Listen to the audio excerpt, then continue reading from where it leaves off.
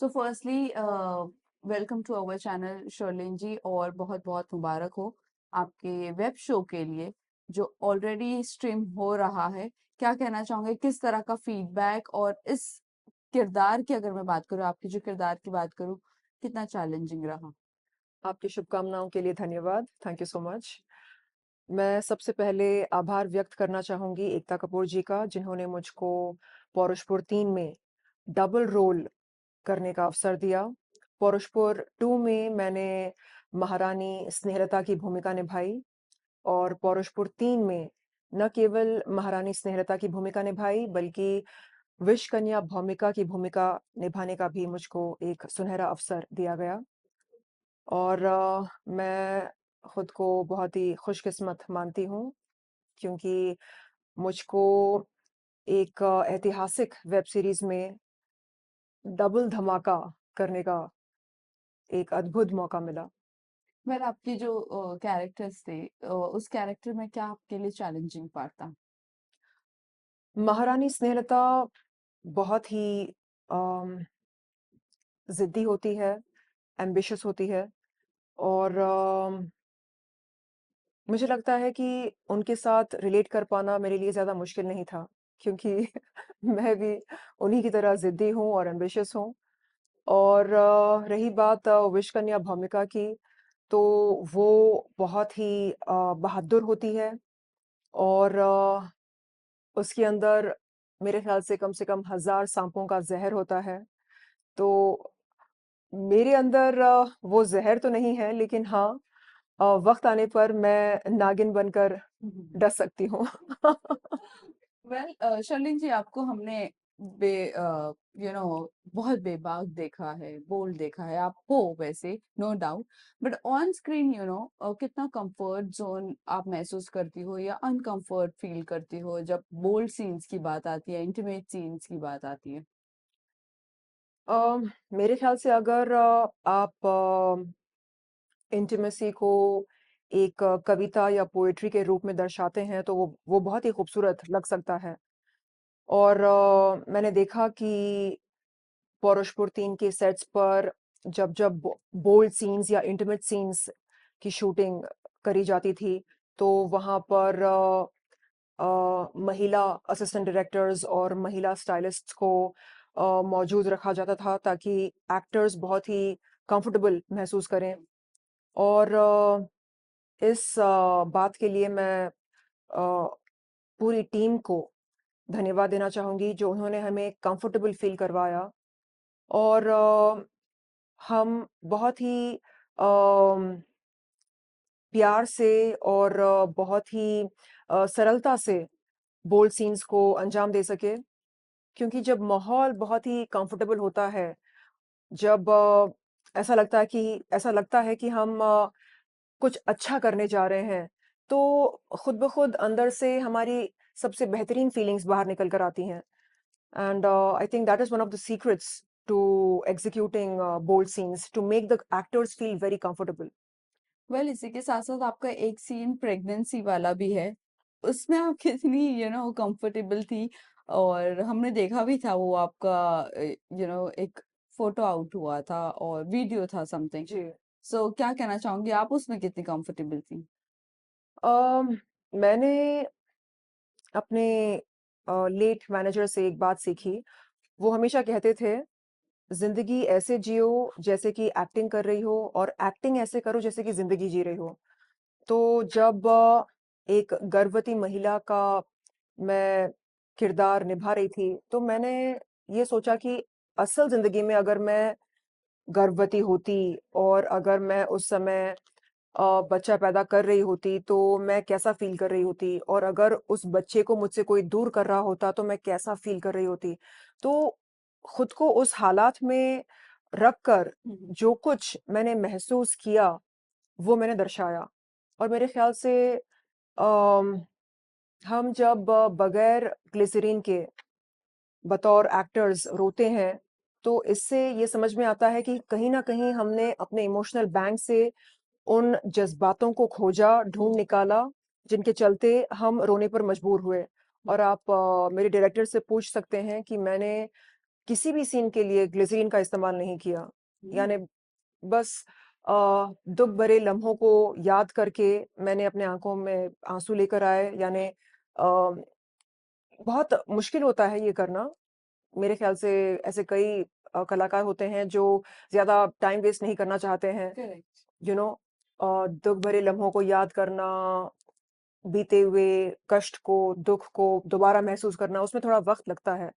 सबसे आसान होता है कि मेकअप आर्टिस्ट से ग्लिसरीन पूछा जाए और आँखों करेक्ट, में लगाया जाए, तुरंत अश्क निकलते हैं। राइट। बट मुझे लगा नहीं, मैं उस दर्द को महसूस करना चाह रही थी। तो इसलिए आप देख सकते हैं कि ओवरऑल बॉडी लैंग्वेज में वो दर्द, वो दुःख वो मायूसी, वो सब झलकता है। वेल जिस तरह आपने कहा कि आपने विदाउट ग्लिसरीन सब चीज़ रोना, इमोशनल होना और फिर अपनी खुद की बॉडी लैंग्वेज में आना वो सब चीज़ें एक एक लम्हा हम देखते हैं आप हर चीज़ों के लिए फाइट करती हो, हर चीज़ों के लिए फाइट बैक करती हो, स्टैंड लेती हो। एक कुछ चीज़ आप शेयर करना चाहोगी जो आपकी लाइफ से कभी अपार्ट हो ही नहीं सकता, जो दुःख भरा चीज़ है वो कैरी फॉरवर्ड हो ही रहा है आपके साथ? अब मैं क्या ही बोलूँ? हम देखते हैं कि कैसे अ, आए दिन जो लोग दोस्त होने का दावा करते हैं, वो कैसे मीडिया को बुला-बुला कर अ, मेरी इज़्ज़त की नीलामी करते हैं और धज्जियाँ उड़ाते हैं इज़्ज़त की। यू नो अ, झूठ-मूठ की बातें कहकर, सुनाकर। तो जब-जब मैं ये देखती हूँ सोशल मीडिया पर, मुझे लगता है कि हे भगवान! ये दुःख खत्म क्यों नहीं होता? आखिरकार ये सिलसिला कब तक चलता रहेगा? कब तक लोग इस तरह मेरी इज़्ज़त की नीलामी करते रहेंगे और कब तक मैं अपने लिए स्टैंड लेती रहूँ?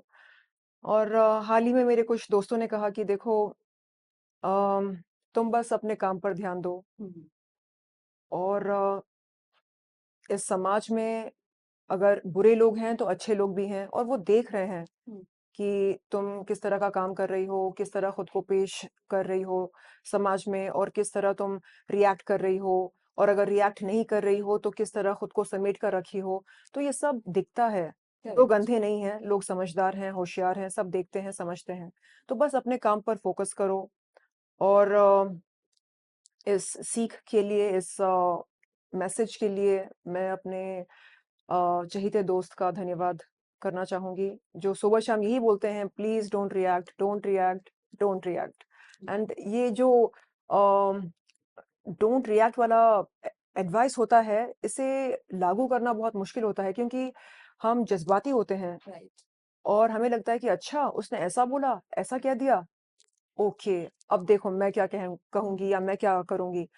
लेकिन फिर लगता है कि नहीं, डोंट रिएक्ट, यू नो अ, खुद को याद दिलाना पड़ता है कि अच्छा मैं कौन हूँ और मैं किस एम्बिशन से यहाँ पर आई हूँ, किस लक्ष्य से मैं यहाँ पर आई हूँ।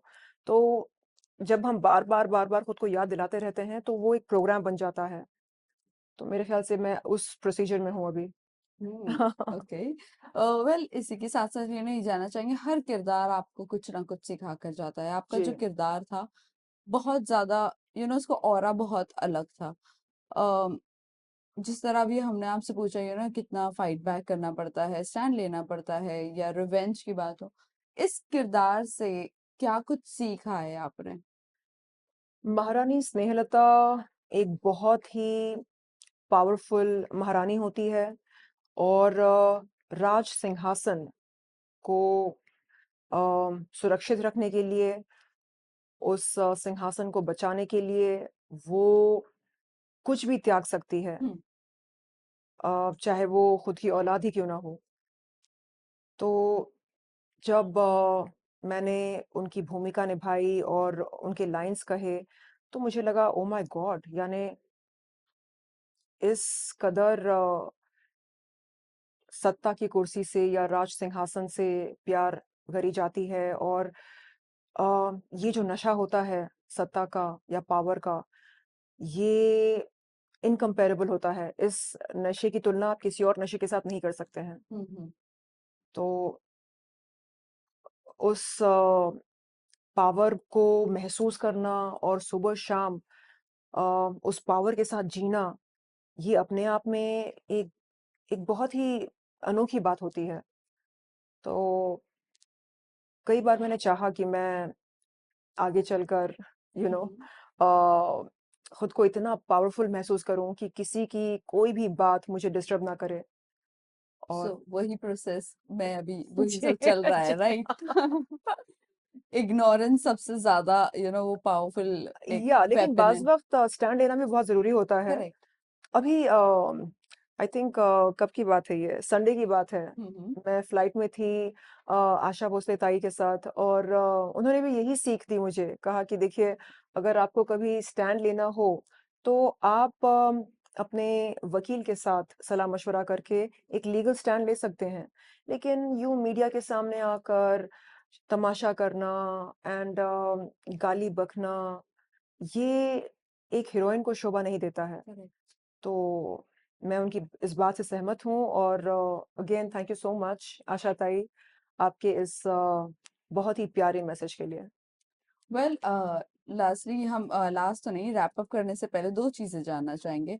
बिग बॉस ओटीटी आ रहा है, क्या है आपका ख्याल? अप्रोच किया गया है, नहीं किया गया है, या जाना मंजूर करोगी या नहीं? अगर अप्रोच किया जाए तो मैं ज़रूर सोचना चाहूँगी उनके ऑफ़र के बारे में। और मुझे लगता है कि चाहे रियलिटी शो जो भी हो, अम, जीतता वही है जो एकदम असली होता है, हम्म। क्योंकि नकलीपन के सहारे आप मेरे ख्याल से कुछ दिन बिता पाएंगे, लेकिन अंत में सबके नकाब खुली जाए। उतरते ही हैं और समझ में आता है कि कौन कैसा है करेक्ट। वास्तव में। तो मैं चाहूंगी कि लोग जब बाहर निकलें बिग बॉस के घर से, एकदम जैसे हीरा तप कर एक असली हीरा बनता है, तो वो भी तप कर एकदम बेहतरीन इंसान बनकर निकले बिग बॉस के घर से। वेल, जाते जाते बस ये बता दीजिए, अभी आपकी बातचीत क्या राखी से है? क्योंकि अभी रिसेंटली राखी की सर्जरी हुई है, क्या आपने कुछ उनसे बातचीत की है? उनको कुछ रिकवरी के लिए कहा है, नहीं कहा है क्या? हाल ही में मेरी कोई बातचीत नहीं हुई राखी जी से। मैं बस इतना कहना चाहूंगी कि राखी, चाहे हमारे बीच में रिश्ता जैसा भी हो, जो भी हो, मैं हमेशा आपके लिए अच्छा ही चाहूंगी। और मैं ईश्वर से ये प्रार्थना करती हूँ कि आप जल्द से जल्द सेहतमंद होकर वापस हमारे बीच में आएं और हमें हंसाएं, रुलाएं, ज्यादा हंसाएं, कम रुलाएं। उनके नाम का अरेस्ट वारंट भी आ चुका है। हाँ। यस। अच्छा। इन आदिल केस। ओके। हम्म। अब इसके बारे में मैं क्या ही बोलूं। मेरे ख्याल से वो बेहतर जानती हैं, समझती हैं कि क्या करना है, कैसे करना है। उनके पास एक अच्छी लीगल टीम भी है। तो फिलहाल मैं चाहूंगी कि वो सबसे पहले अपने सेहत पर ध्यान दें, और और कभी खुद को तन्हा महसूस ना करें। लास्टली मैसेज क्या देना चाहोगे अपने फैंस एंड व्यूअर्स के? आ, आप लोगों ने पौरुष पुट्टू को ढेर सारा प्यार दिया, इसके लिए धन्यवाद। और अब पौरुषपुर 3 आ चुका है, तो आप जल्द से जल्द ऑल्ट पर जाएं और पौरुषपुर 3 के मजे लें, देखें कि आ, हमने किस तरह के किरदार निभाए हैं। एक नहीं, 2 किरदार निभाए हैं, डबल रोल, डबल धमाका। तो आपकी फीडबैक का मुझको इंतजार रहेगा। Thank you so much. Thank you.